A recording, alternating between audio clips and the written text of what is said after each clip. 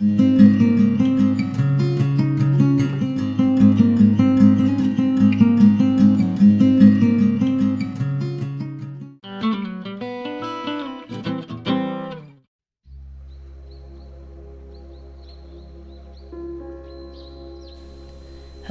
and welcome back to LDF Designs. If it's your first time here, thank you for stopping by. Be sure to give me a subscribe and you'll know when I bring out my next video. So today's video is a part 1 series. I have this solid piece of walnut here that I am going to go ahead and prepare the substrate for, and I am going to use some tar and some plaster mix, and I have some papers and fabrics. I experimented a while back with putting the wet plaster mixture on top of the wet tar, and I really liked the impact that it created, or the result that I got with it. So I decided to do that again on camera this time, and then also adding a little bit of paper and fabric to that. So I started to do this and realized I didn't have the bottom of this taped up, and went ahead and finished that up here real quickly. I want to make sure I keep the tar and everything off of the bottom as much as I can. So always want to try to protect whatever surface that you're wanting to keep clean. The tar seems to want to multiply, I've noticed. I liked this piece of wood because it has a lot of texture already. I have this mulberry paper and this cotton fabric. The mulberry paper had maybe just a little bit of wax on it here and there, but I used it anyway. I also pulled out some burlap, but decided in the end not to use it. And then I have some staining inks. Now I did give this piece of wood a light sanding all the way on all of the sides and the edges. I had given it a light sanding, and then I wipe it down here to make sure that all of the sawdust is kind of cleaned off of there. And then we will get started with the tar.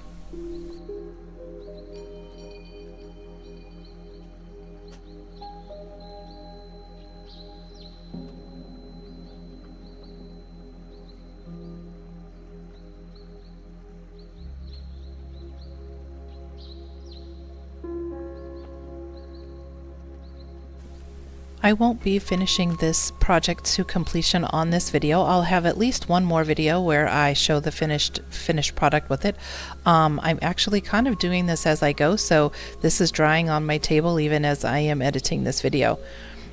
I have found that I like to use the plastic spoons or plastic hardware when I'm working with the tar, because generally just about anything that you use with it is kind of ruined for life, and I didn't want to have to keep replacing expensive things.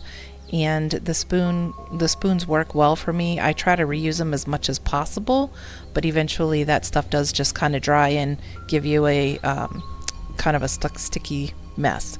So I am trying to apply this tar fairly lightly, a light coating of it. It's not super thick. And then I'm just sticking down the paper and the fabric right to it. I want it to adhere, but I also want these things that I'm putting on top of the tar. I want the tar colors and the oils to come through the surface of these. That's what I'm looking for, is the effect that you'll get as those dry and adhere together.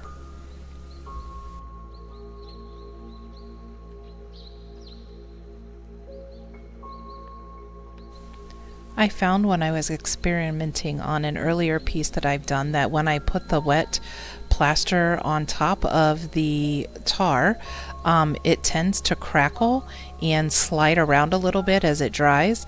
And I'm learning that if I do it in the thinner layers, it sticks pretty well, and it gives me kind of this just really neat crackle effect, which I will show you here momentarily. So I realized as I was doing this, I worked on the front and the sides and the top here, but I really couldn't do anything to the back of the piece. I like to make my pieces 360 degrees. So I ended up letting this set overnight, and then I will come back to it and work on the back side here in just a few minutes. But that's pretty much what it's going to look like, and then I'm just going to let that set up overnight. And I'll show you how it looks here in just a second.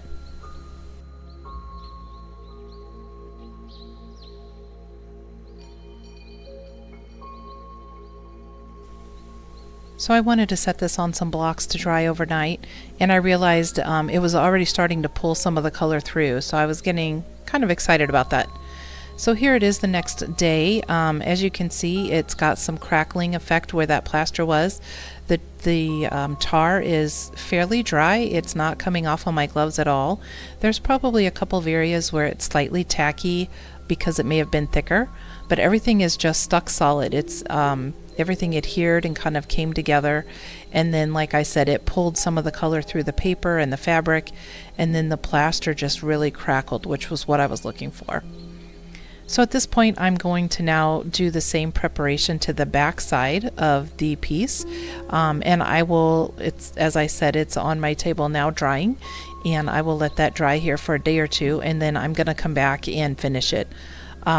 Trying to make the decision. I usually finish with encaustic, but I'm also starting to experiment a little bit with acrylic paints, and was kind of thinking maybe I would go a little different route and finish this with acrylics, but I haven't made up my mind on that. So if you have an opinion on whether I should try putting some acrylic over it or encaustic, let me know in the comments down below, and we'll see which direction that goes here. I'm basically following the same course of action that I did before, putting down thin layer of tar and then adding my paper and fabric, and then I'll go back and put the plaster mixture over the top of that.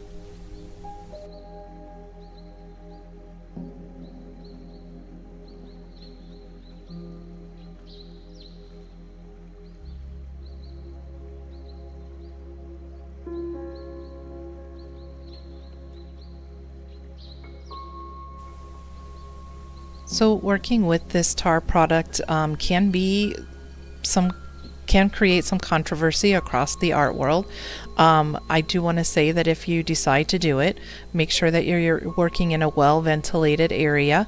It does have a very strong smell, and I would also caution you, if you are going to use it with encaustic, you're going to want to be very careful when you're using the flame around it.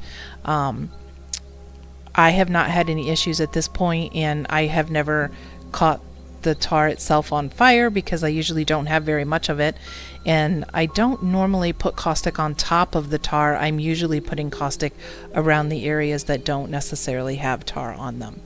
So just some words of caution there. Like I said in the beginning, I will not be having this complete at the end of this video, so once I get done getting this all prepped, I'll show you what it looks like here, and then you'll have to stay tuned. I'm hoping that by next week I can get this piece finished up, and then I'll have pictures of it and another video for you when we do the finishing work. So leave me a comment below on whether you think I should do the encaustic or acrylic paint on it.